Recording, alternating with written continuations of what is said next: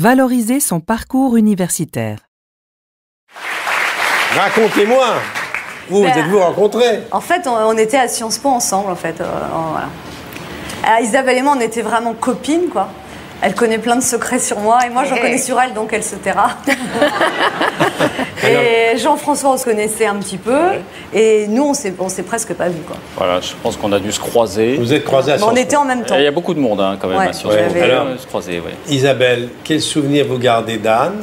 Est-ce qu'à l'époque, elle avait déjà un pied à Sciences Po et l'autre sur les scènes de théâtre? On a pris beaucoup de café ensemble, on a beaucoup parlé, et c'est vrai que moi ça me fascinait de voir qu'elle était capable d'être bonne élève à Sciences Po. Elle avait tout le temps 15, 16, 17, et en plus elle passait, je ne sais plus combien de temps à l'époque, 6, 8 heures par semaine en cours de théâtre. Et moi je trouvais ça formidable d'être capable de faire les deux exercices à la fois. En tout cas, ce qui était bien, c'était la seule qui se foutait pas de ma gueule quand je disais que je voulais être actrice, parce que tous les autres ils me disaient « Ah bon, actrice Non, tu ne veux pas intégrer le conservatoire ?» Ils étaient tous très durs quand elle disait qu'elle voulait être comédienne. Tout le monde se moquait de moi, c'est vrai. Tout le monde se moquait d'elle. Moi, je trouvais ça très injuste. Il y avait une ambiance, il faut bien le dire, quand même un peu snob. Qu'est-ce que ça vous inspire, le parcours étonnant de cette jeune fille qui était à Sciences Po et qui se retrouve maintenant tête d'affiche au musical depuis déjà longtemps? C'est vrai que c'est assez étonnant, mais c'est vrai en même temps que quand on l'entend tous les dimanches, quand on la regarde dans Vivement Dimanche, Anne, on ne peut pas s'empêcher de se dire que cette formation à Sciences Po a beaucoup contribué à son regard et à sa connaissance des choses, parce que c'est pratiquement une revue de presse ou un petit édito qu'elle fait tous les dimanches, donc on se dit, ben voilà, il y a quelque chose des bancs de Sciences Po dans ce billet qu'elle fait la politique, chaque semaine. Pourquoi tu n'as pas fait l'ENA? Parce que c'était trop long. Ah non, oh là là. Je sais à quoi tu as échappé. Parce que moi, mon frère Jean qui a fait l'ENA, je l'ai vu préparer le concours d'entrée à l'ENA. C'était l'Everest. Chapitre 11b, page 76. Débattre de la dévalorisation des diplômes.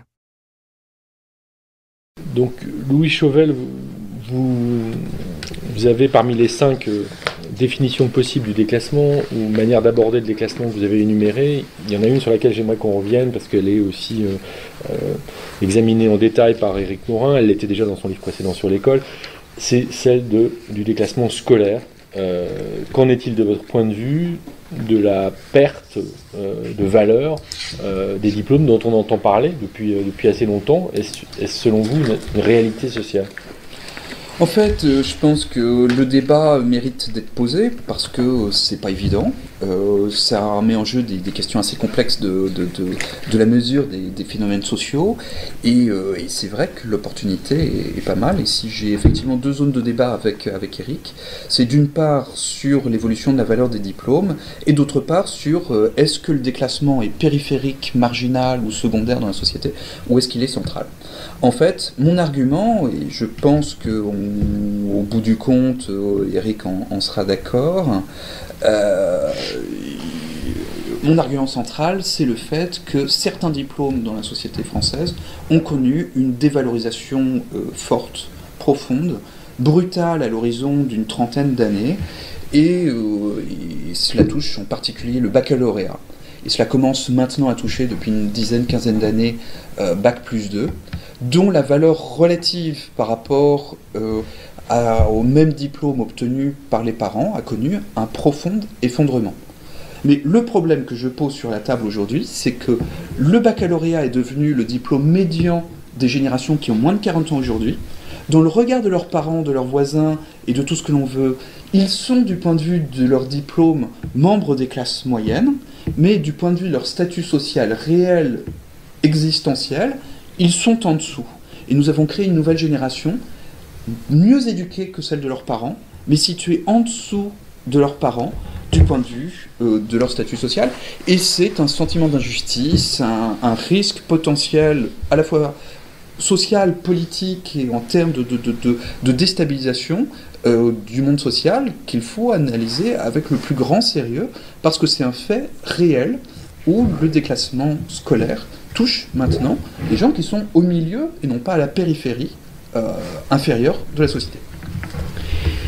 Alors Éric, comment on fait pour appréhender l'évolution de la valeur des diplômes? Comment techniquement on peut faire?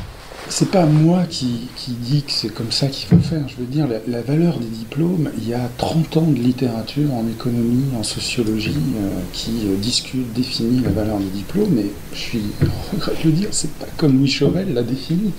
La valeur des diplômes, il y a deux façons de l'appréhender. Il y a la valeur privée pour les individus, pour les familles, et la valeur sociale pour la société. Si on parle de la valeur privée, toute la littérature, tout le corpus sur la valeur du diplôme, c'est quoi? C'est, au sein d'une génération donnée, pour vous, individu, qu'est-ce que ça va vous apporter de faire l'effort de vous diplômer plutôt que de rester non diplômé? C'est ça la valeur des diplômes. C'est pas ce que dit Louis Chauvel, c'est pas comparer les diplômes aujourd'hui et les diplômes il y a 40 ans, parce que si diplôme est non... Mais non, mais attends, on va pouvoir en parler de ça, mais n'appelons pas ça la valeur des diplômes, ou alors c'est la définition de Chauvel de la valeur des diplômes. Peut-être que c'est un phénomène important, peut-être que c'est quelque chose qui peut s'appeler déclassement, ça je veux bien, mais il faut pas dire que c'est une dévalorisation de la valeur des diplômes. Chapitre 11C, page 78. Relatez ses expériences d'études à l'international. Bonjour Clovis, peux-tu nous en dire plus sur toi? Bonjour, j'ai 24 ans, originaire d'Angoulême, je suis parti étudier après le bac à l'université de Poitiers. Celle-ci propose un cursus en 5 ans, orienté vers l'international afin d'obtenir un diplôme Bac+5 visé par le MEN et revêtu du grade de master. C'est cette dimension vers l'international qui m'a attiré dès le début et qui m'a permis de partir à 2 reprises à l'étranger. La première fois, c'était en 3e année, lors d'un semestre Erasmus en Hollande. J'avais aussi candidaté à un programme de double diplôme entre mon université d'origine et l'université Saint-Clément d'Ohrid, basée à Sofia. Cela m'a permis de passer 1 année en Bulgarie dans la continuité de mon semestre Erasmus. Qu'est-ce qui t'a donné envie d'aller étudier à Sofia? Pour être honnête, effectuer en Bulgarie un master en francophonie, plurilinguisme et médiation interculturelle, FPMI, ne faisait pas partie de mes priorités.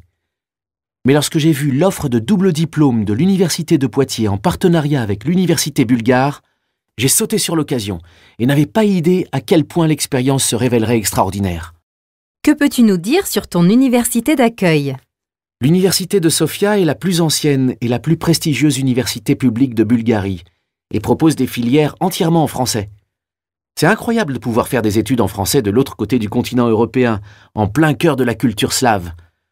Fondée en 1888, l'université ne possède pas de campus, mais est répartie sur 8 sites historiques à travers la ville, ce qui permet de créer des liens étroits avec les habitants. Et si avant les examens de fin d'année, le tohu-bohu de la capitale vous empêche d'étudier, vous avez tout loisir de vous retirer dans un endroit idyllique, à la campagne, où vous n'avez plus aucune excuse pour ne pas travailler. Pour ce qui est du programme d'études à proprement parler, l'étudiant étranger a la possibilité de choisir ses propres cours et son propre emploi du temps. Les cours sont généralement moins structurés qu'en France, mais offrent plus de possibilités d'interagir et de communiquer avec les professeurs. Que peux-tu nous dire sur la Bulgarie et sur ses habitants? Il faut bien évidemment éviter de vouloir expliquer à un Bulgare que l'écriture cyrillique est compliquée, surtout avant d'avoir fait quelques efforts pour l'apprendre. Mais la chose la plus importante à souligner, c'est que les Bulgares sont des gens très chaleureux et très accueillants. Finalement, que t'a apporté ton échange universitaire à Sofia? Cet échange m'a vraiment permis de découvrir une culture différente et de rencontrer de nombreuses personnes de tous horizons. C'est en tout cas une expérience très enrichissante que je recommande à tous. Les journées du patrimoine. Savez-vous, Marguerite, que ce week-end, ce sont les journées du patrimoine? Que diriez-vous d'aller visiter des monuments habituellement fermés au public? Mais vous faites bien de me le rappeler, Olga. J'avais oublié. J'ai raté cet événement l'an dernier. J'espère seulement que les files d'attente ne seront pas interminables. Avez-vous déjà consulté le programme? Oui. J'aimerais beaucoup aller visiter les serres du Jardin du Luxembourg. On ne peut jamais les visiter. Ce serait l'occasion. Ça vous tenterait? Très volontiers. J'ai entendu dire qu'il y a une collection d'orchidées exceptionnelle. Et comme nous serions dans ce quartier, nous pourrions en profiter pour visiter les bâtiments de la Sorbonne. Voilà une idée magnifique. Attendez, laissez-moi regarder de nouveau le programme. Mais c'est formidable!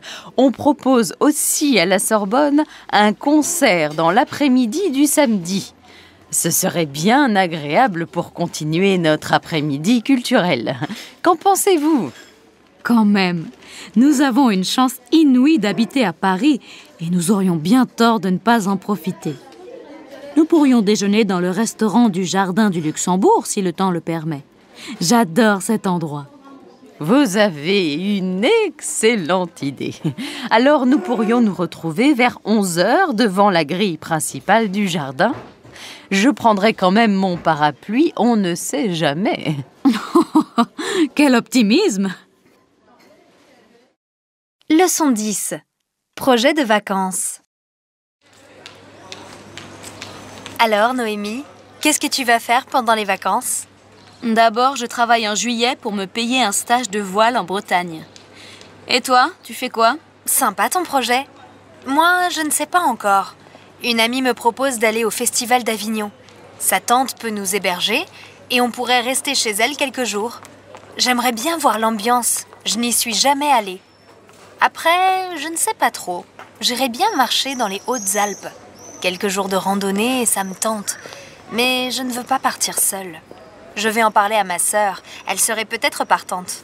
Si je n'avais pas déjà réservé mon stage de voile, je serais bien partie avec toi. Tiens, voilà Paul. Coucou Paul. Et toi, tu fais quoi cet été? Salut les filles. Moi, pendant les vacances, je vais d'abord travailler 4 semaines avec mes parents à Bordeaux pour gagner du fric. Et après, je pars sur un chantier international. On va restaurer une bergerie dans les Pyrénées. Un chantier international? C'est quoi ça? Il y a des jeunes de partout qui viennent travailler ensemble sur un projet. C'est trop cool et on ne travaille que le matin. Vous êtes payé? Non, c'est du bénévolat. Il faut juste s'inscrire à l'association et après, on est nourri et logé pendant le séjour.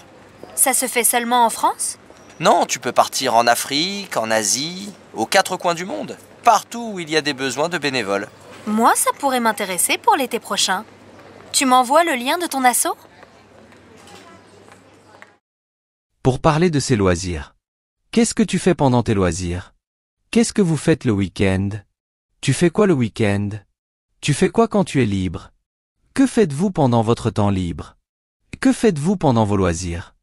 Que faites-vous quand vous avez du temps? Quels sont vos passe-temps? Activités culturelles. Ah, je vais au ciné.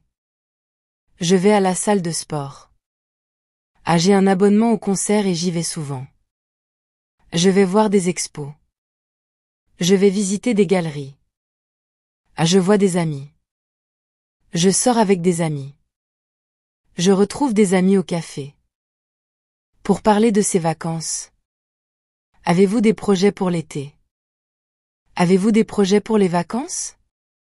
Comment passerez-vous vos prochaines vacances? Où passerez-vous vos prochaines vacances? Où souhaitez-vous passer vos vacances? Que allez-vous faire pendant les vacances? Que faites-vous pendant les vacances? Qu'est-ce que tu fais cet été? Qu'est-ce que tu fais pour les vacances? Cet été tu fais quoi? Nous allons dans notre résidence secondaire à la campagne. Nous allons dans notre maison de famille. Nous allons dans la famille. Nous allons chez des parents. Ah, je pars en club de vacances. Je pars en village de vacances. Nous allons nous promener en France. Ah, j'ai besoin de me reposer, alors je ne fais rien de spécial. Je pars une semaine en Provence. Je pars à l'aventure, je n'ai rien organisé. Qu'où partirez-vous? Quelle est votre destination? Nous restons en France. Nous partons à l'étranger. Je vais rejoindre des amis en Sicile. Je pars en voyage organisé en Andalousie. Je pars en groupe en Turquie. Je vais faire un circuit au Maroc. L'hébergement. Où dormirez-vous? Quel hébergement avez-vous prévu? Nous dormirons chez des amis. Des amis nous accueillent. Des amis nous invitent pour passer quelques jours. Nous serons hébergés chez des parents. Nous allons dans la famille. Nous avons réservé un hôtel. Nous dormirons à l'hôtel. Nous avons loué un gîte. Nous avons réservé des chambres dans une maison d'hôtes. Nous prendrons des chambres chez l'habitant. Nous avons loué un bungalow. Nous ferons du camping. Nous dormirons sous la tente. Nous avons loué un camping-car. Le tourisme. Le choix est grand. On peut visiter des villes, capitales ou provinciales, un quartier historique. Les parcours de visite sont parfois fléchés pour indiquer un circuit touristique. Quand on visite un monument ou un musée, on peut faire une visite libre, prendre un audio-guide ou demander les services d'un guide et dans ce cas, on suit une visite guidée ou commentée. Des phrases couramment entendues lors d'une visite seront: par ici la visite. Veuillez me suivre. La visite commence ici. Vous pouvez admirer le donjon. Vous pouvez admirer la chapelle. Vous pouvez admirer les douves. Ici vous vous trouvez dans l'ancienne salle des gardes. Nous allons emprunter un escalier dérobé. Nous allons passer dans la salle suivante. Attention à la tête. Ne vous approchez pas s'il vous plaît. Veuillez reculer un peu. Veuillez vous rapprocher un peu. N'hésitez pas à m'interrompre si vous avez des questions. La visite est maintenant terminée. Ça fait 25 minutes que je tourne autour du pâté de maison. C'est l'enfer. Bonjour quand même. Salut, pas. Allez, calme-toi, tu n'as qu'à faire comme moi. Le métro, il n'y a pas mieux. Bon, qu'est-ce que tu prends? Comme toi. Alors, 2 bières pression, s'il vous plaît. Bon, eh ben dis donc, pas. Tu n'as pas l'air d'avoir la grosse forme. Tu as des problèmes? Ça se passe mal au boulot. Le nouveau directeur vient d'arriver. Il veut tout chambouler. En plus, il me refuse les congés en août. Il veut que je les prenne en juillet. Ça me met hors de moi. Avec ta mère, on a déjà tout organisé. Elle va être folle de rage. Et toi, ça va? Oui, mon stage se passe super bien. Le boss est génial et ce que je fais, c'est hyper intéressant. Tu sais, on organise le marathon et d'autres événements du même genre. Je m'éclate, c'est génial. Et puis les collègues sont trop sympas. Je ne pouvais pas rêver mieux. Au moins, il y en a un qui est heureux dans la famille. C'est déjà ça. Je ne sais pas, tu devrais être content. On ne se voit pas si souvent. Depuis que tu es arrivé, tu râles. Ça va s'arranger, tes ennuis. Je suis désolé, Max, tu as raison. Mais tu comprends, je suis très inquiet. Il me reste une 10aine d'années à travailler et j'en ai assez. Merci. Allez, on trinque à ton stage. Chin. Chin, à nous. Leçon 14. Coup de foudre. On s'assoit? Toi, Augustin, tu m'as l'air au top. Dis-moi tout. Ça se voit tant que ça? Alors je te raconte. Un scoop. Samedi soir, je suis allé à une fête. Et là, j'ai rencontré une fille géniale. Jolie, drôle, gentille et pas bête. Trop cool. Et alors? Ben, on a dansé, on a bu des verres, on a discuté. On s'est trouvé plein de points communs. On n'a pas vu le temps passer. À la fin de la soirée, on s'est promené jusqu'au matin. Et je l'ai raccompagnée chez elle. Je n'ai pas pu fermer l'œil. Mais on s'est revus dimanche soir. Et depuis, on ne se quitte plus. Je crois que je suis raide amoureux. Oh, le coup de foudre, quoi. Génial. Et là, tu vas la retrouver? Bien sûr. On a rendez-vous en bas de chez elle. Cool. Et elle fait quoi? Elle est peintre. Elle fait aussi de la figuration dans des séries. Je te la présenterai bientôt. On ira prendre un verre ensemble. Tu verras. Elle est géniale. Elle va te plaire. Et toi, Aurélie? Ça roule? Oh, rien d'excitant. La routine. Je travaille sur ma thèse, mais ça n'avance pas. Alors j'angoisse. Je reste dans ma chambre, devant ma table, sans voir personne. Vie morose de jeune fille rangée. Oh, je t'envie. J'aimerais bien rencontrer un mec bien. Prochain arrêt, Parmentier. T'inquiète, ça va t'arriver, c'est clair. Mais dis, tu descends là, non? La bise. Ciao, Augustin. Bonne soirée. Au fait, elle s'appelle comment, ta belle? Aurélie, comme toi. Pour exprimer la satisfaction, la joie, le bonheur. Je suis hyper content de te voir. Je suis trop content de te voir. Ça me plaît beaucoup d'être ici. On est si bien. On est si heureux. Qu'est-ce qu'on est bien. Quelle joie de vous revoir. Quel bonheur de nous retrouver. Je suis tellement contente que tu sois là. Comme je suis heureux de déménager. Et c'est un tel plaisir. C'est une telle joie. Ça nous fait très plaisir de vous accompagner. Je me fais une joie de les accueillir. Pour exprimer l'enthousiasme. C'est super. C'est top. Ça m'éclate. C'est génial, c'est trop bien. C'est trop cool. J'adore. J'adore cet endroit. Tu as trop de la chance. Quelle chance vous avez. Comme vous avez de la chance. C'est extraordinaire de nous retrouver. C'est formidable que vous soyez libre aujourd'hui. Je suis aux anges. C'est le plus beau jour de ma vie. C'est magnifique. C'est fantastique. Pour exprimer l'amour. Je t'aime de tout mon cœur. Je t'adore. Un vrai coup de foudre. Je suis raide amoureux. Je suis fou de toi. Mon amour. Mon chéri. Mon cœur. Ma douce. Mon ange. C'est l'amour fou.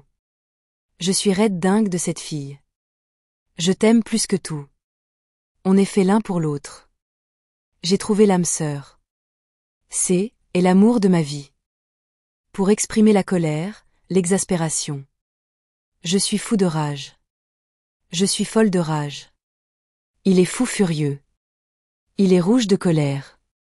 Il s'est mis dans une colère noire. Il a piqué une de ses crises. Ça me met hors de moi. Ça la met hors d'elle. Trop, c'est trop. Je n'en peux plus. J'en ai assez. J'en ai marre. J'enrage d'avoir perdu mes clés. Je suis révoltée par cette attitude. Je suis outrée par cette attitude. Je suis outrée par ce comportement. Il est furieux qu'elle soit partie. Je suis très en colère que tu me répondes ainsi. Je suis excédée. Je suis à bout. Pour exprimer l'ennui, l'indifférence. Ça m'ennuie. Ça m'est égal. Je m'en fiche. Je m'en moque. Je vous laisse décider. Ça ne me fait ni chaud ni froid. Je ne m'intéresse à rien. Je n'ai aucune envie. Je n'ai envie de rien. Je vous laisse décider. Faites comme vous voulez. Ça ne m'intéresse pas. Ça m'indiffère. Ça ne me concerne pas. Rien ne m'intéresse. Je ne me sens pas concernée. Pour exprimer l'inquiétude. Ça m'inquiète. Ça m'angoisse. Je ne sais pas quoi faire. Je ne trouve pas de solution. Ça me trotte dans la tête. Je suis inquiet que vous alliez à l'hôpital. Nous sommes dans l'incertitude. J'ai des soucis. J'ai des ennuis. J'ai des problèmes. De Camille. Alors, ça t'a plu? Moi, je la trouve formidable, Camille. Elle a une pêche incroyable. Quel dynamisme quand elle enchaîne les onomatopées. C'était super. Et puis, elle a une voix sublime. Elle fait des variations surprenantes. Vraiment, j'ai adoré. Et toi, tu es content? Je t'ai vu applaudir comme un malade. Trop bien. Ces musiciens sont aussi incroyables. Quel sens du rythme! Tu as remarqué les percussions complètement en accord avec les textes? Les percussionnistes sont vraiment trop forts. Oui, c'est clair. Elle a un excellent accompagnement. Et les chœurs, c'est super aussi. J'aime beaucoup l'atmosphère de son concert. Elle tient vraiment bien la scène. Le public était très réceptif. Tu as vu comme ils ont applaudi? Et puis au moins, c'est une artiste généreuse. Elle n'hésite pas à revenir sur scène pour refaire une chanson au rappel. Ça, j'apprécie. Ça se fait rare. Moi, ce qui me plaît aussi beaucoup, c'est qu'elle chante presque tout le temps en français. Trop de chanteurs francophones se sentent obligés de chanter en anglais, et ça m'énerve. Mais tu ne crois pas qu'elle est un peu folle? Mais non, c'est son style. C'est un genre qu'elle se donne. Elle a toujours été très originale dans ses chansons. Souviens-toi ses premiers albums. Oui, c'est vrai. D'ailleurs, son spectacle est très construit. Elle évolue bien d'un morceau à l'autre. À chaque fois, elle fait des choses différentes. Elle varie les registres et ça, c'est la preuve d'un vrai talent. Moi, je suis fan. Tu as eu une super idée d'acheter des places. Vraiment, merci. Je vais télécharger ces derniers albums pour les réécouter sur mon smartphone en voiture. Leçon 15. Quart d'heure critique. Ah, je vois que tu lis le dernier roman de Christophe Clousset. Alors, comment le trouves-tu ? Je n'en suis qu'au début. Je ne peux encore rien dire. Tu l'as lu ? Oui, il y a quelques mois, mais j'ai déjà oublié l'intrigue. Visiblement, ça ne t'a pas laissé un souvenir impérissable. C'est une histoire qui se passe entre Paris et New York, une jeune prof qui reçoit un manuscrit et qui... Ah oui, je me souviens maintenant. Tu n'as pas trop aimé ? Pas vraiment. J'avoue que j'ai été déçu. Pourtant, j'avais bien aimé ses autres romans. Cet auteur est habituellement intéressant et l'approche de ses personnages fine. Mais là, j'ai trouvé que l'histoire n'était pas vraisemblable et le style peu travaillé. Quant à son personnage féminin, je l'ai trouvé peu approfondi, un peu stéréotypé même. Cette femme passe son temps à pleurer, toujours indécise dans ses choix. Vraiment très décevant. Un simple roman de gare n'aurait pas été plus quelconque. Là, Jacques, je te trouve bien sévère. Mais ne m'en dis pas davantage, je vais poursuivre ma lecture. Je serai peut-être plus réceptive à la vie de cette femme. Je te donnerai mon avis quand j'aurai fini. À propos de critiques, j'ai vu la semaine dernière à l'opéra Péléas et Mélisande. Tu l'as vu ? Non, j'hésite à y aller. Sincèrement, j'ai adoré cette mise en scène très dépouillée, très touchante aussi. L'orchestre était magnifique et l'acoustique exceptionnelle. Les chanteurs avaient des voix sublimes et leur jeu était très sensuel. Tout dans la retenue. Je ne suis pas convaincue. Je crois que je préférerais écouter un opéra en italien ou en allemand. Les textes sont tellement désuets. Autant ne pas les comprendre et rester sous le charme de la musique. Pour demander son avis à quelqu'un. À ton avis, est-ce que ce roman est intéressant ? À votre avis, est-ce que ce roman est intéressant ? Qu'est-ce que tu penses de ce film ? Je peux avoir ton avis sur cette pièce ? Tu crois que ça vaut la peine d'aller voir cette exposition ? Pour donner son avis ou son appréciation. Personnellement, je trouve cet acteur époustouflant. Je trouve que cet acteur est époustouflant. Je pense que ce spectacle est exceptionnel. À mon avis, cet artiste est génial. D'après moi, c'est le meilleur peintre contemporain. En ce qui me concerne, ce roman ne vaut rien. Moi personnellement, je n'ai pas du tout aimé cette chorégraphie. Exprimer l'admiration envers une personne. J'admire ce peintre. Je suis fan de ce chanteur. Cette chanteuse, c'est mon idole. C'est un artiste formidable. C'est un artiste génial. Un vrai génie. Quel talent. Il ne faut pas manquer cette pièce. J'ai beaucoup d'admiration pour cette femme. Je ressens une grande admiration pour cet homme. C'est un peintre exceptionnel. Il est prodigieux. Il est sensationnel. Il a un talent exceptionnel. Pour moi, il est au-dessus de tout. Expressions imagées. J'en ai eu le souffle coupé. C'est à couper le souffle. J'en ai eu les larmes aux yeux. Cette danseuse, je la porte aux nues. Exprimer son admiration envers une œuvre. C'est magnifique. C'est formidable. C'est trop beau. Ça me fait vibrer. C'est fou. C'est ouf. Ce travail est remarquable. Ce travail est admirable. Ce travail est grandiose. J'adore cette œuvre. C'est un chef-d'œuvre. Quelle finesse. Quel talent. Expression imagée. Ça me donne la chair de poule. J'en ai eu la chair de poule. Exprimer la déception envers une personne.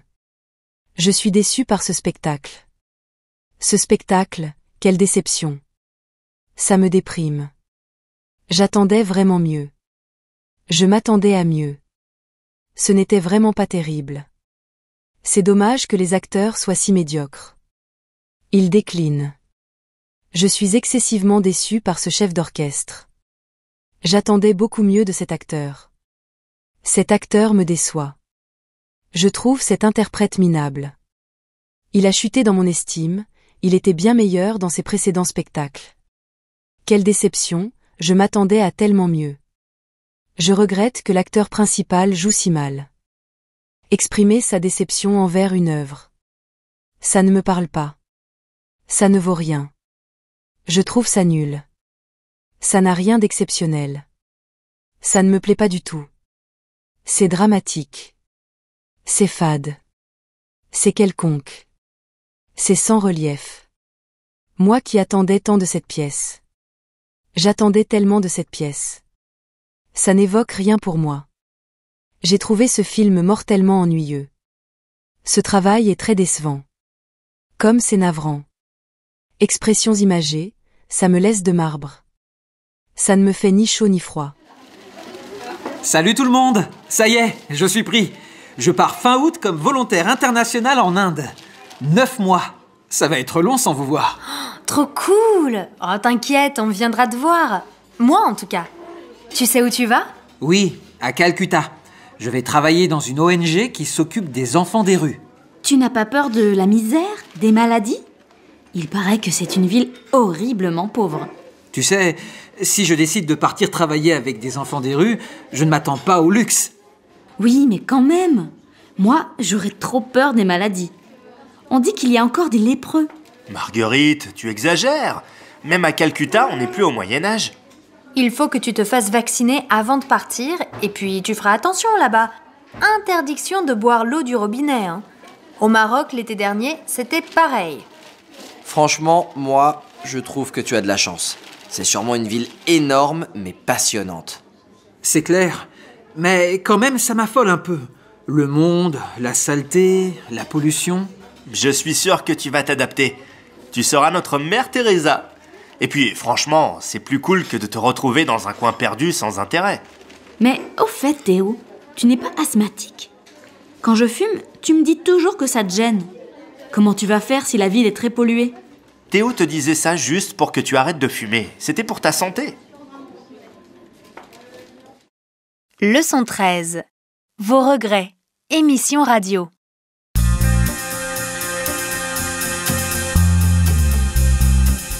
Chers auditeurs, bonjour. Aujourd'hui, nous sommes à Limoges et nous avons plusieurs invités sur notre plateau pour évoquer en direct avec vous leurs regrets. N'hésitez pas à apporter vos témoignages en appelant notre standard au 01 34 23 25 81. Bonjour à vous aussi, chers invités. Je vous remercie d'être venus. Nous allons d'abord écouter Nathalie. Nathalie, l'antenne est à vous. Vous avez aujourd'hui 55 ans, célibataire. Vous êtes pharmacienne à Limoges et vous avez accepté de venir nous parler de vos regrets. Merci beaucoup. Voilà, j'ai fait des études longues et j'ai repris assez vite une grande pharmacie dans le centre-ville.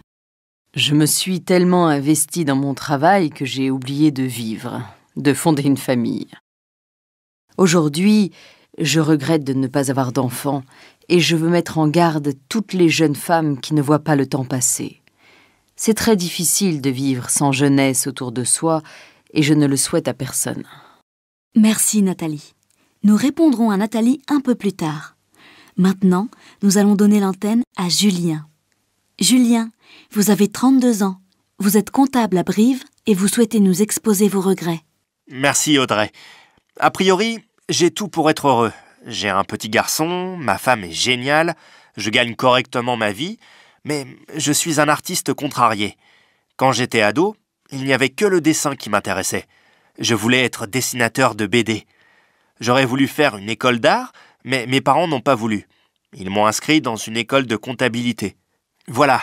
Alors, si parmi les auditeurs il y a des jeunes qui ont une passion, tenez bon et ne baissez pas les bras comme je l'ai fait. Merci Julien. Nous allons maintenant donner l'antenne à Paul. Bonjour Paul. Vous êtes instituteur à Vierzon. Vous avez 41 ans, marié, père de famille. On vous écoute. Audrey, vous me présentez comme un père tranquille, et vous avez raison. Ma vie est d'une telle tranquillité, je dirais même d'un tel ennui, c'est terrible. Moi qui aimais aller au théâtre, visiter des expos, je me retrouve dans une ville certes agréable, mais trop loin d'une grande ville qui bouge. J'aurais dû continuer à mener la vie que j'avais à Toulouse. Si j'avais su, je n'aurais jamais accepté ce poste. Alors maintenant... Pour exprimer une difficulté. Ce n'est pas facile. C'est difficile. J'ai du mal à le faire, c'est trop dur. Et c'est la galère. Je suis dans la galère. Je n'y arrive pas. Je ne m'en sors pas. Et c'est trop difficile, je n'y arriverai jamais. Et il a de la peine à s'en sortir. Il a du mal à s'en sortir. Et c'est extrêmement compliqué pour lui de comprendre un film en français. Et cette situation est très pénible. Et il prend beaucoup de peine pour réussir. Et il rencontre beaucoup de difficultés à s'exprimer en français. Pour exprimer une crainte. J'ai peur d'avoir froid. J'ai peur d'être malade. J'ai peur pour mes enfants. J'ai peur que tu arrives trop tard. La foule, ça me fait peur. J'ai une peur bleue des armes. Ça me fait froid dans le dos. J'en ai la chair de poule. J'ai une peur panique que tu aies un accident. Je crains de ne pas être à l'heure. Je crains que vous ne soyez en retard. Je suis effrayée par la violence. La foule, ça m'effraie. Tu ne seras pas là, je le regrette. C'est dommage que vous arriviez en retard. J'aurais voulu faire des études de médecine. Ça m'aurait plu de voyager. Et si j'avais su, j'aurais fait autre chose. Malheureusement, je n'ai pas les moyens. Et hélas, il ne viendra pas. Et nous regrettons que vous n'ayez pas pu venir. Elle regrette de ne pas avoir plus profité de sa jeunesse. Quel dommage que tu sois souffrante. Et si seulement j'avais fait des études de droit, je serais peut-être avocate aujourd'hui. Et hélas, je n'avais pas assez d'argent. Et à mon grand regret, je ne peux pas vous venir en aide. Son départ est tout à fait regrettable. La télé-réalité existe depuis plus de 10 ans en France. A-t-elle évolué? Nathalie Nadeau-Albertini, sociologue des médias. Oui, notamment du point de vue de la gestion de la critique.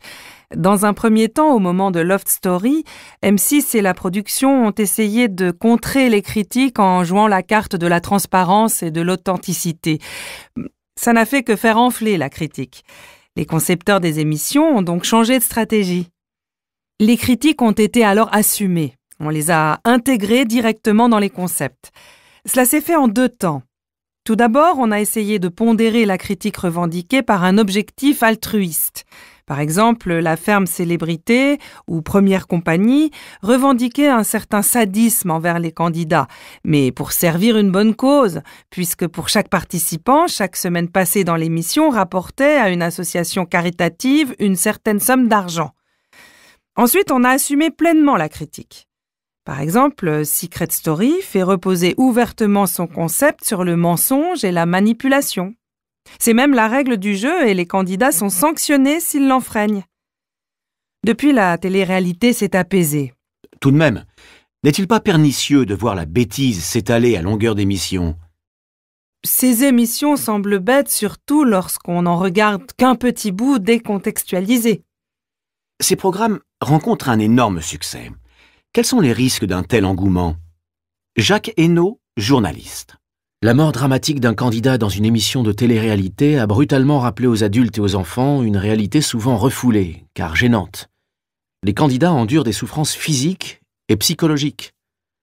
Cette réalité niée peut amener certains enfants à croire que faire mal, harcèlement moral, bagarre, ne fait finalement pas si mal. D'autre part, ces émissions renforcent un travers de l'enseignement français, et ce, à tous les échelons, école, collège, lycée. Le culte de la performance et de l'individualisme. Le comble étant sans doute Koh-Lanta, où les candidats, pour être vainqueurs, doivent trahir leurs coéquipiers. Or, ce culte de la performance individuelle va à l'encontre des qualités recherchées par les entreprises, qui veulent plutôt des salariés capables de changer régulièrement d'équipe et de travailler sur des projets différents. Chapitre 9b, page 60. Faire part de ses pratiques d'écoute radiophonique. Et à 7h13, c'est la séquence Pixel du vendredi. Et aujourd'hui, elle est consacrée aux passionnés de radio. En France, les auditeurs, Marc Voinchet, n'ont jamais été aussi nombreux. 8 Français sur 10 écoutent chaque jour la radio pendant près de 3 heures en moyenne. Pixel ne pouvait pas échapper à ce regard sur l'audible, celui des auditeurs passionnés. Voici donc une version radio du reportage multimédia que vous pouvez retrouver dès maintenant sur franceculture.fr. Isabelle Lassalle. Si la radio séduit autant, c'est d'abord parce qu'elle permet de cumuler les activités. De nombreux auditeurs, par exemple, écoutent la radio en voiture. C'est le cas d'Éric Schultes, grand amateur de radio dans ses déplacements. La radio, c'est merveilleux. C'est instantané, c'est proche. Ça fait appel à la fois à l'émotion comme à la réflexion. La radio, c'est un créateur d'images, un créateur de souvenirs. La radio m'ouvre sur le monde, m'ouvre sur les gens, m'ouvre sur les problèmes, mais pas seulement, m'ouvre sur les émerveillements des gens, m'ouvre sur leur passion. La radio, c'est aussi un média qui attise la curiosité. Comme Éric Schultes, vous avez été très nombreux à raconter votre pratique de la radio sur le compte Twitter de Pixel. Et vous appréciez beaucoup les podcasts, dont le nombre de téléchargements ne cesse d'augmenter, mais reste à relativiser. Pour comparaison, Radio France compte en moyenne 12 millions de téléchargements par mois, quand les antennes du groupe rassemblent 14 millions d'auditeurs par jour. Le direct reste donc le moyen d'écoute le plus utilisé et il est d'ailleurs très apprécié par le documentariste Étienne Noiseau, auteur d'un blog sur la critique de l'art radiophonique. Je reste très sensible à la radio qui se fait en direct, qui est peut-être ce sentiment de découvrir quelque chose qui n'existe pas encore, qui se fait seconde après seconde, et de le découvrir en même temps que des milliers d'auditeurs invisibles, mais pourtant on se trouve tous reliés par la même écoute. Et ça, c'est quelque chose de magique qui n'existe pas dans le podcast. Un autre blogueur passionné, Fanch Langoët, explique sur notre site son goût pour les histoires que la radio raconte. Et voilà, Pixel, vous l'aurez compris, c'est un reportage multimédia à retrouver d'abord sur franceculture.fr. Chapitre 10b, page 66. Débattre sur les caricatures. Philippe Gueluc, peut-on rire de tout? Pourquoi ce livre? Parce qu'il est urgent de dire que la liberté d'expression, parfois par l'humour, est un des fondements de notre démocratie. Et chez nous, elle a tendance à se restreindre. Je suis arrivé dans le métier d'humoriste quand la liberté était absolue grâce à mes prédécesseurs. Je dis « était ». Aujourd'hui, je tire la sonnette d'alarme. Qui met à mal la liberté d'expression? Il y a un raidissement, à la fois communautaire, religieux et politique. La période de Desproges et Coluche était de grande liberté, conquise après une période de cadenassement. Aujourd'hui, le balancier va de nouveau vers la censure. C'est pire. Quand il y a autocensure, l'ordre ne doit plus être donné. Il devient implicite.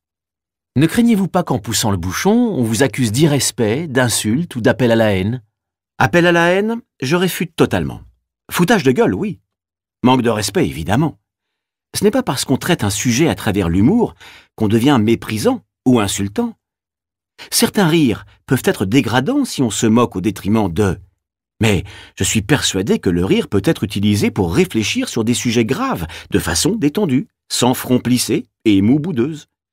On ne peut pas niveler par le bas la pensée sous prétexte qu'on doit plaire à tout le monde. À force de ne pas oser un mot plus haut que l'autre pour être sûr de ne choquer aucun groupe ou communauté, on ne dit plus rien. Tommy Buis, en écho au nouveau pamphlet de Philippe Gueluc, peut-on rire de tout? Oui, dans l'absolu. Cela fait partie de la liberté d'expression, encadrée par des lois qui font en sorte que cela ne vire au racisme et à la haine. Or, actuellement, il y a un développement dans deux sens différents.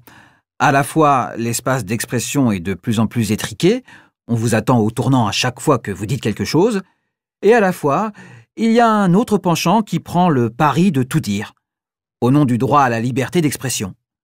Le véritable danger, c'est que certains se disent défenseurs de cette liberté d'expression alors qu'ils en sont les pourfendeurs. 1, page 12.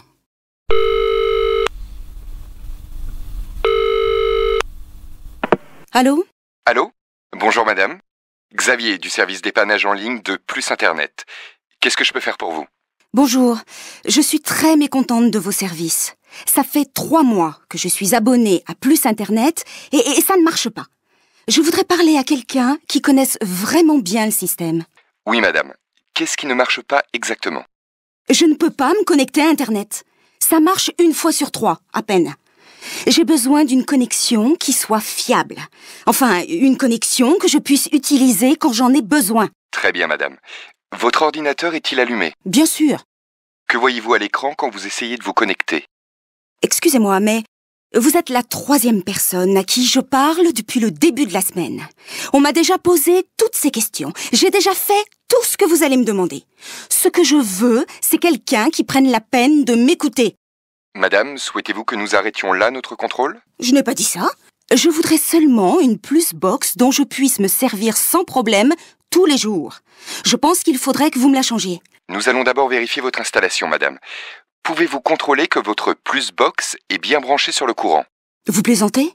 Vous me prenez vraiment pour une idiote? Je fais mon travail, madame. Vous avez bien contrôlé que votre Plusbox est branchée?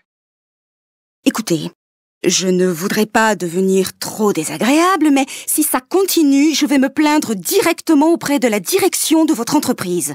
Chez vous, c'est impossible de trouver quelqu'un qui sache écouter le client. Très bien, madame. Je vous donne l'adresse. Vous avez de quoi noter? C'est au 21 rue des Martyrs, 75 009, Paris.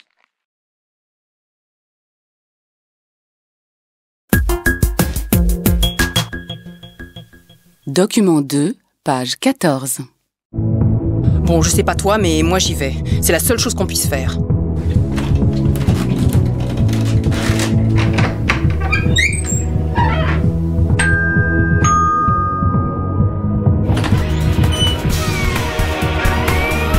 Baissez un peu le son, on ne s'entend pas ici. Bonsoir, Madame Supin. Excusez-moi, mais... Oui, mais justement, Monsieur Le Guen. C'est pour ça que je suis là. C'est intolérable, ce bruit. Insupportable. Calmez-vous, Madame Supin. Ce n'est pas bien grave. Pas bien grave? Mais vous plaisantez? Je suis au bord de la crise de nerfs. Mais voyons, Madame Supin. Vous ne vous rendez pas compte que c'est comme ça, presque chaque samedi? Vous ne pourriez pas aller faire la fête ailleurs de temps en temps? On voudrait être tranquille chez nous. Vous pouvez comprendre ça? Vous ne voudriez pas venir faire la fête avec nous?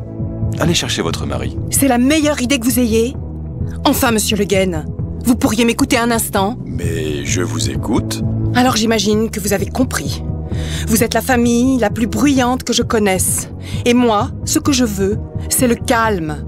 Le calme. C'est clair ou vous voulez que je mette les points sur les i? Bien. Qu'est-ce que vous proposez? D'abord, je suggère que vous arrêtiez cette musique de foot tout de suite. Et franchement, vous voudriez pas aller prendre un peu l'air avec vos amis? Parce que si ça continue, je vais finir par porter plainte. Allons, Madame Supin, vous n'êtes pas sérieuse. On va baisser le son. Ça, c'est le moins que vous puissiez faire.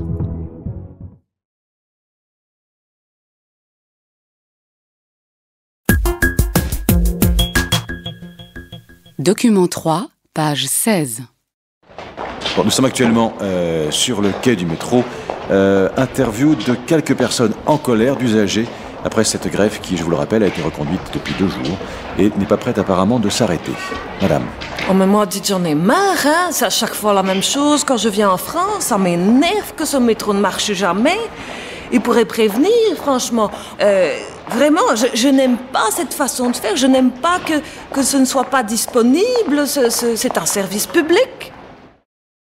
Non, mais enfin, il est intolérable qu'une minorité des uns emmerde la majorité des autres. Enfin, c'est absolument effrayant. Et puis, j'ai horreur qu'on me dérange dans mes habitudes. Ça m'énerve au plus haut point, parce qu'aujourd'hui, c'était vachement important. Alors, quand même, il pourrait prévenir, quand même. Et puis, mieux organiser les choses. C'est quand même intolérable, insupportable. Ah, moi, je supporte plus, moi, les grèves. Et d'abord, on n'est pas prévenu. Moi, je trouve aussi, c'est intolérable que nous, en tant que voyageurs, on paye notre billet. Et bien, moi, ça m'énerve que tu payes ton billet, t'arrives sur le quai et t'as pas de train.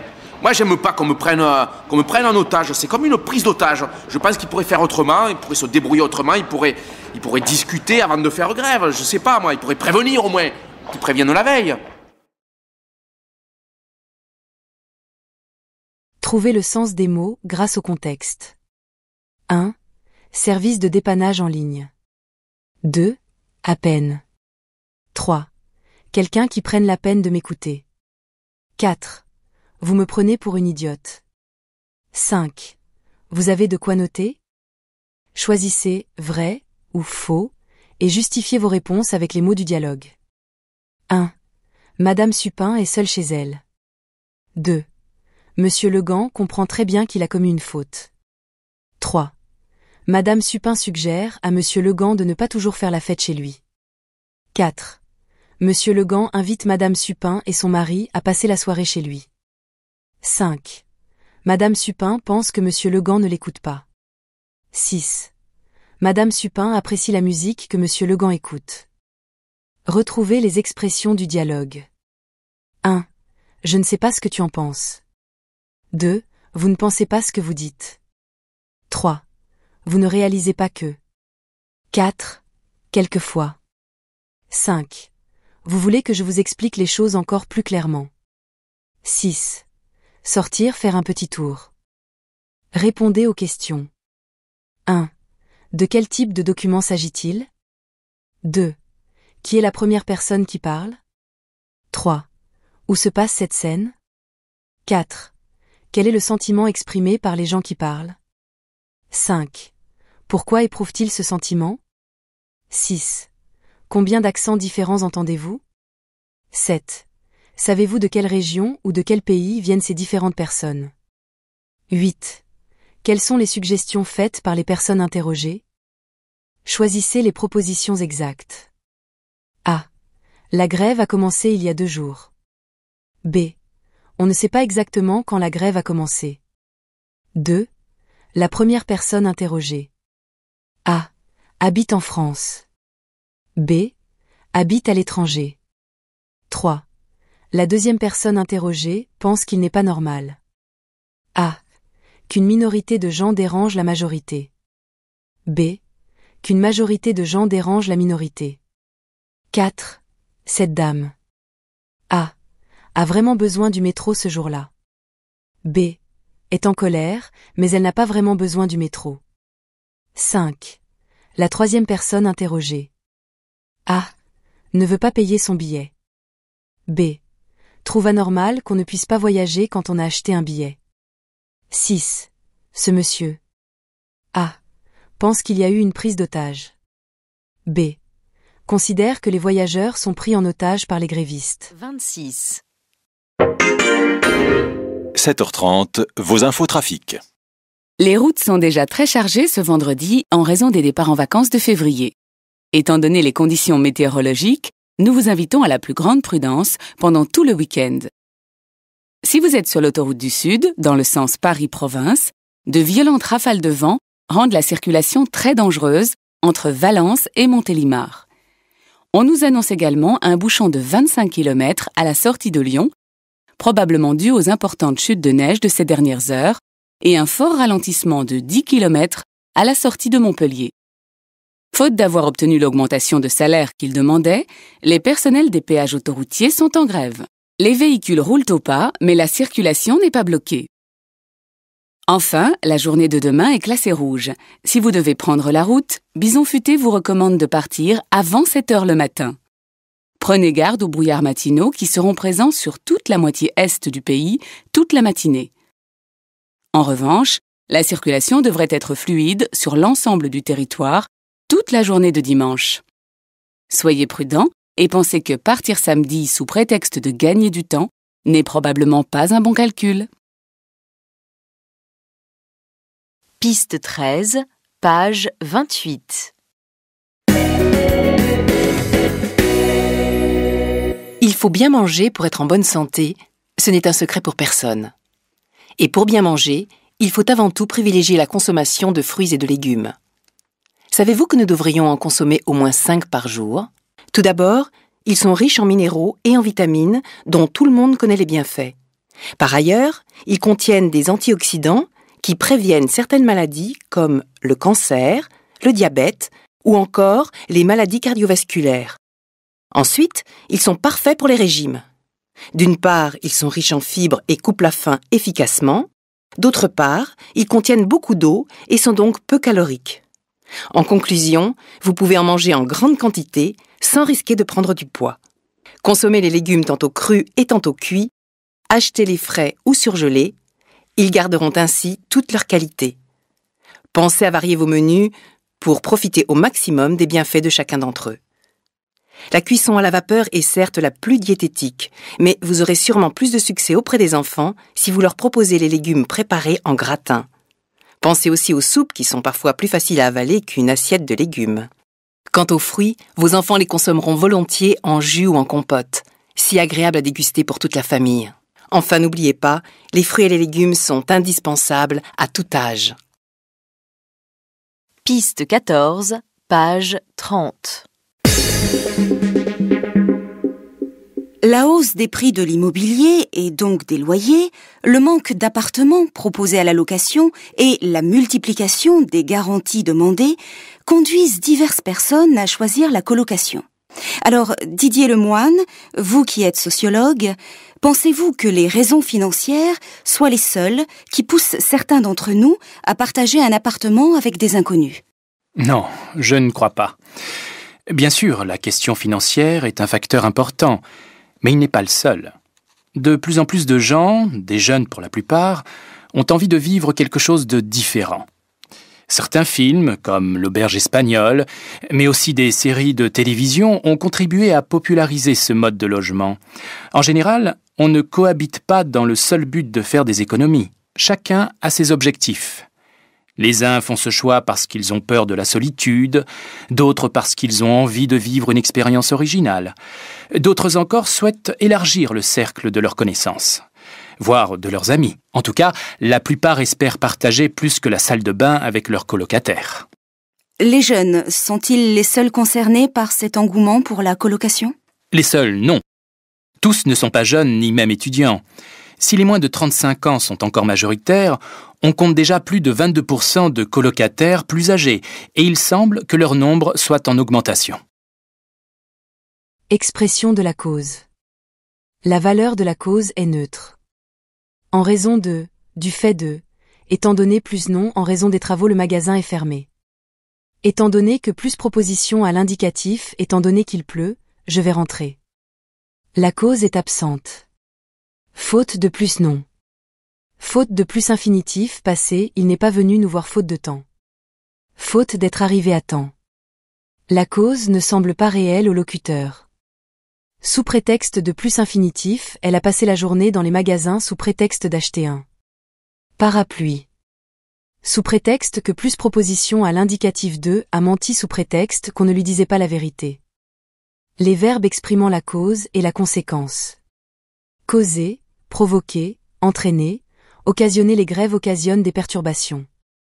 Devoir, les accidents sont dus aux intempéries. Le verbe est à la forme passive. Rendre, la pluie rend la circulation difficile. Le verbe est accompagné d'un adjectif. Choisissez les propositions exactes. 1. Ce document est A. Une publicité. B. Un document informatif. C. Un reportage. 2. Ce document est enregistré. A. Un vendredi. B. Un samedi. C. On ne peut pas savoir quel jour. 3. Ce jour-là, la circulation est dangereuse. A. Sur les autoroutes. B. Sur toutes les routes de France. C. Sur l'autoroute du Sud. 4. Il y a des problèmes. A. À cause des intempéries. B. À cause des accidents. C. À cause des mauvais conducteurs. 5. À Montpellier, les employés de la Société des autoroutes. A. Bloquent la sortie. B. Font la grève. C. Demandent une augmentation de salaire. 6. Avant cette sortie, les véhicules. A. Roulant normalement. B. N'avance pas du tout. C. Avance très doucement. 7. Pour le samedi, on prévoit que la circulation sera A. Très fluide. B. Très chargée. C. Normale. 8. Il est préférable. A. De voyager le samedi. B. De voyager le dimanche. C. De ne pas prendre la route ce week-end. Complétez ces phrases avec les causes que vous entendez. 1. Les routes sont déjà très chargées ce vendredi. 2. Nous vous invitons à la plus grande prudence. 3. La circulation très dangereuse. 4. On nous annonce également un bouchon de 25 km à la sortie de Lyon, probablement. 5. Les personnels des péages autoroutiers sont en grève. 6. Partir samedi n'est probablement pas un bon calcul. Choisissez vrai ou faux et justifiez vos réponses avec les mots du dialogue. 1. Tout le monde sait qu'il faut bien manger pour être en bonne santé. 2. Il faut consommer plusieurs fruits et légumes chaque jour. 3. Les antioxydants peuvent guérir certaines maladies. 4. Manger des légumes, c'est bien, mais il ne faut pas en abuser. 5. Il vaut mieux consommer les légumes crus. 6. Les légumes surgelés ne sont pas aussi bons que les légumes frais. Les articulateurs du discours. Pour classer les idées ou les faits dans un ordre logique. D'abord, tout d'abord, puis, ensuite enfin, finalement. Pour présenter deux idées différentes. D'une part, d'autre part. Pour ajouter une idée supplémentaire. De plus, par ailleurs, en outre. Pour émettre des réserves. Bien sûr, certes, mais. Pour attirer l'attention sur quelque chose de particulier. Quant à propos de, en ce qui concerne plus non. Comment le disent-ils? Retrouvez les mots du dialogue. 1. Favoriser. 2. Les effets positifs. 3. Ils contiennent beaucoup de fibres. 4. Grossir. 5. Une fois une autre fois. 6. Des produits conservés à moins 20 degrés. 7. Avec plaisir. 8. Absolument nécessaire. Relevez les articulateurs du discours que vous entendez.